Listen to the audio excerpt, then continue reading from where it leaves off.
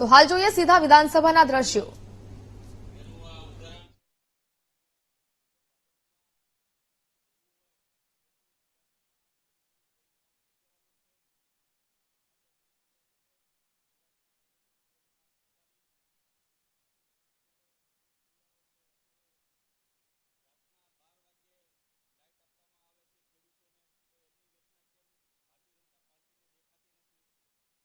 પક્ષને ડરાવી ધમકાવી એના ધારાસભ્યોને ભાજપમાં જોડવાનું કાવતરું થઈ રહ્યું છે। એને ખેડૂતનો અવાજ કેમ નથી દેખાતો?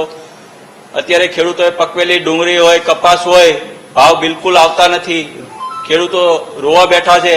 એ પકવેલા પાક ડુંગળી જેવા રોડ રસ્તા ઉપર નાખી રહ્યા છે, એની વેદના એને નથી દેખાતી। ત્યારે વિપક્ષના ધારાસભ્યો જ્યારે વિધાનસભામાં અવાજ ઉઠાવે છે ત્યારે એને નડે છે અને દબાવી ધમકાવી અને ભાજપમાં જોડાવાનો આ પ્રયત્ન કરી રહ્યા છે, ષડયંત્ર કરી રહ્યા છે।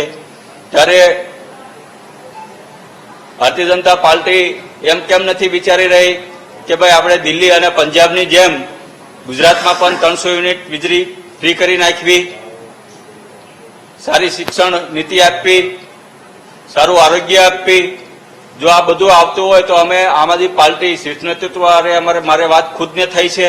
જો ખરેખર ગુજરાતમાં ખેડૂતોનું દેણું માફ કરવા માંગતી હોય ભાજપ સરકાર, સારી હોસ્પિટલ બનાવવા માંગતી હોય, સરકારી સ્કૂલ જે બંધ પડી છે 6000 બંધ કરી છે એને ફરીથી ચાલુ કરવા માંગતી હોય, પ્રાઇવેટીકરણ બંધ કરવા માંગતું હોય અને ગુજરાતમાં ભ્રષ્ટાચારને નાસ્તનાબૂદ કરવા માંગતું હોય તો હું મારા સાથી ધારાસભ્યો જે છે એ બધાને લઈને ભારતીય જનતા પાર્ટીમાં આવવા આજે પણ અમે તૈયાર છીએ। પણ માત્ર ને માત્ર કારણ છે અમે રાજનીતિ કરવા આવ્યા નથી, રાજનીતિ બદલવા આવ્યા છીએ। એટલે કે જે આ અફવા જે ચાલી રહી છે, આમ આદમી પાર્ટીના ધારાસભ્યો જે છે એ ભાજપમાં જવાની વાત થઈ રહી છે એ બિલકુલ પાયાવિહોણું છે। આમ આદમી પાર્ટી તેને રજીઓ આપી રહી છે।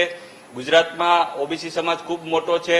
આમ જોઈએ તો છેલ્લા 20 વર્ષમાં ભારતીય જનતા પાર્ટીના શાસનમાં ઓબીસી સમાજ, ખાસ કરીને મારો કોળી અને ઠાકોર સમાજ એ વધુ ગરીબ બનતો ગયો છે। એના બાળકો જે છે એ શિક્ષણથી વંચિત રહી ગયા છે અને એના માટે આજે પણ મેં માનનીય ભૂપેન્દ્રભાઈને આજે જ પત્ર લખ્યો છે કે ભાઈ ગુજરાતમાં જે શિક્ષણ સરકારી શિક્ષકો જે છે એની ઘટ હતી હજી સુધી કાયમી કરવામાં નથી આવ્યા, સારું શિક્ષણ નથી આપી રહ્યા। એના કારણે આ ગરીબના બાળકો છે એ સારું શિક્ષણ લઈ નથી શકતા અને ગુજરાતમાં એક પણ આજની સુધીમાં એક પણ જિલ્લામાં, મોટા ભાગના જિલ્લા, મારો બોટાદ જિલ્લાની હું વાત કરું તો પણ આજે પણ ત્યાં હજી ઓબીસી સમાજની હજી ગર્લ્સ હોસ્ટેલ કે એક પણ હોસ્ટેલ બનાવવામાં નથી આવી। એટલે કે મોટા ભાગના જિલ્લાઓમાં શિક્ષણને લઈને અને ભારતીય જનતા પાર્ટી જે છે એ ખોટી ખોટી વાતો કરી રહી છે અને માત્ર ને માત્ર વિપક્ષના ધારાસભ્યોને દબાવી ધમકાવી અને એને રાજીનામું આપવાની જે ષડયંત્ર રચી રહી છે આનો આગામી સમયમાં 2024માં ગુજરાતની જનતા અને દેશની જનતા ભારતીય જનતા પાર્ટીને આનો ચોક્કસપણે જવાબ આપવાની છે।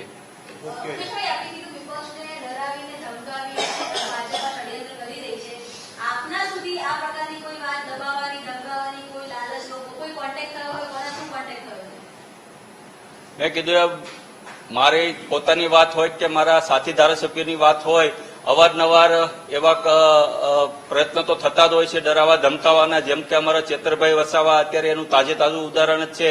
જો એ માની ગયા હોત તો આજે